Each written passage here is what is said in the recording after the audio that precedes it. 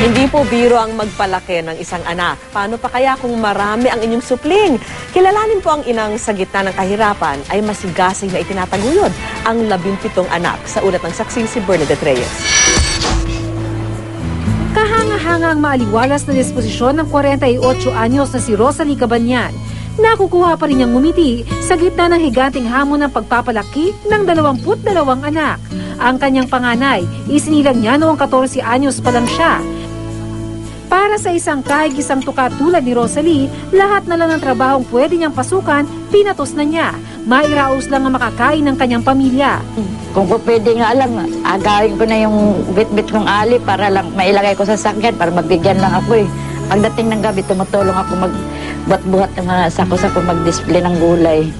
5 sa mga anak niya ang pumanaw na, pero hanggang ngayon, lagi pa rin niyang naaalala. Ang pagmamahal sa lahat, kahit kailan, di raw niya hinati.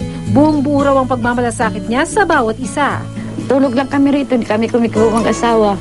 Kahit wala kaming pagkain, mga bata, kahit kanin lang na kagabi pa, kinakain na lang nila. Dahil sa hirap ng buhay, isa pa lang daw sa mga anak niya ang makakatungtong ng high school. Si Ermin Guard na ipinangako niyang igagapang anuman ang mangyari, makatapos lang ng kolehiyo. Ma, salamat dahil kahit saan man ako pumunta, naka-frown ka pa rin sa akin. Ito rin daw ang pangarap niya sa iba pang nakababatang anak tulad ni Justin, 8 taon pa lang. Pero tila minamadali ang pagtanda para makatulong sa ina. Papataasin bahay namin. Kasi para pag wala na ang tabraw, pag may umupa, hindi na ako maghihirap.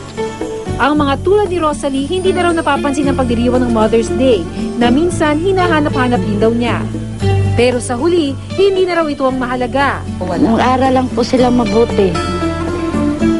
Kahit naman kaya kong tiisin. Ang kanyang kabiyak, wala mang material na regalo, may pangakong hindi matutumbasan ng salapi. Hindi magbago yung namin, pagkasama, hanggat sa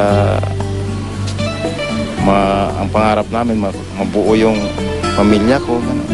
Bawat ina tulad ni Rosalie, may kanya-kanyang kwento ng sakripisyo para sa anak. Suklian sana natin ang ating mga ina ng pagmamahal. Kaya sa darating na linggo, batiin natin sila ng isang Happy Mother's Day. Ako si Bernadette Reyes, ang inyong saksi.